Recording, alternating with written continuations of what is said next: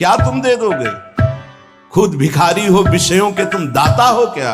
क्या दे दो? पाप भस्म होने दो, फिर आप देख लेना, फिर हृदय नाच पड़ेगा। ये ऐसा आनंद का मार्ग है, ये ऐसा थोड़ी कि तुम्हें कोई भुलावे में डालने के लिए। क्या तुम दे?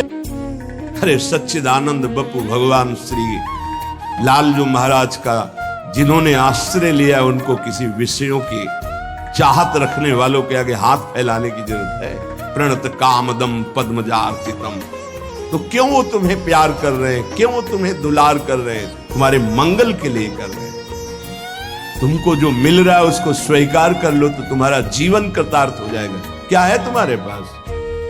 अरे जिनके पास अपार धन है वो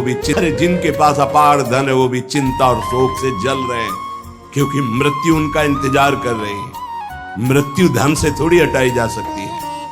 मृत्यु का भय किसी पद से नहीं हटाया जा सकता, किसी वैभव से नहीं हटाया जाता। मृत्यु का प्रहार शरीर पर है। शरीर राग त्यागी ही मृत्यु भय से मुक्त है। राग का त्याग करना कोई खिलवाड़ नहीं है। भगवत अनुराग से शरीर के राग का त्याग होता है।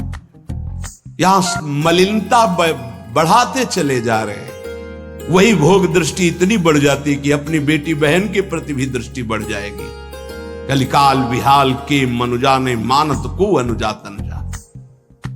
चाहे वो गुरु बहन हो, चाहे वो सगी बहन हो, चाहे वो बहन के समान पूज्य हो, जब दृष्टि मलिन तो वो मलिन ही देखती चली जाएगी। जब तक प्रेम जल से हृदय नहीं धोया जाता तब तक मलिनता का अंश बड़ी बड़ी साधना करने पर भी बना रहता है। कि शुभ अशुभ कर्म करने वाले जब भगवत कृपा से पुनः सत्संग प्राप्त करते हैं और साधन मार्ग में लगते हैं तो माया अपना प्रबल रूप धारण करती है। या तो ऐसी अनुकूलता प्रदान करती है कि वो भूल जाए, या ऐसी प्रतिकूलता झोंक देती है कि उसको लगता है कुछ नाम जपने से नहीं, कुछ साधन करने से नहीं, दुख तो वैसे ही घेरे हुए है।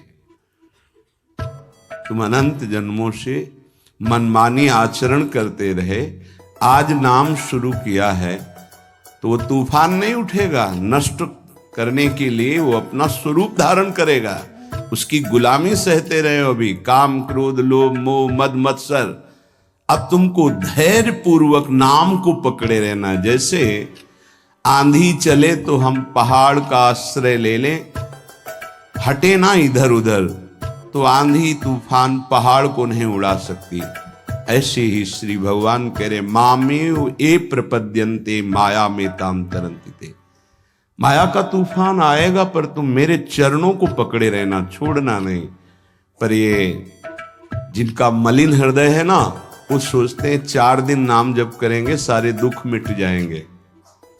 हाँ पक्का मिट जाएंगे, जड़ से मिट जाएंगे, पर धैर्य पूर्वक जीवन को आगे बढ़ाओ।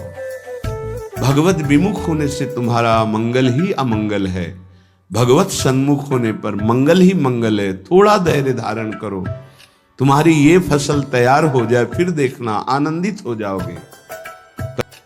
वो पूछते हैं तुमने शराब छोड़ दिया, मांस छोड़ दिया, तुम नाम जप करने लगे, कुछ लाभ हुआ?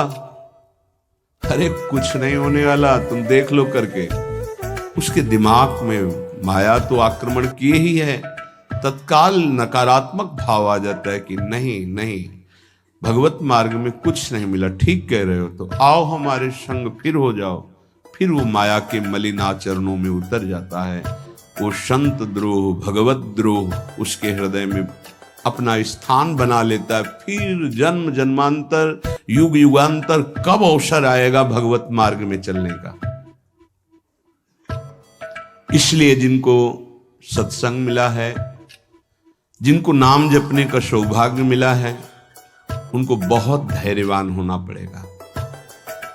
इसको ऐसे पकड़ना होगा कि जैसे हम बहुत बीमार हैं और इस औषधि के सिवा अब हमारा कोई रास्ता नहीं बचने का, अब हमको ये औषधि खानी ही है। भवरोग की अचूक औषधि नाम है। हमारा भाव बने न बने, भाव बिगड़ जाए, कोई बात नहीं। तुम नाम मत छोड़ना, हमारी प्रार्थना मानना, नहीं तो ये तूफान माया का आपको उड़ा ले जाएगा, परमार्थ में नहीं खड़ा होने देगा। बहुत धैर्यपूर्वक दीर्घ काल तक चला जाता है। धैर्य कहते हैं लाभ मिले ना मिले, हानि मिले, अपमान मिले, सम्मान मिले, हम किसी भी स्थिति में अब नाम नहीं छोड़ सकते। वो जीत जाएगा माया से।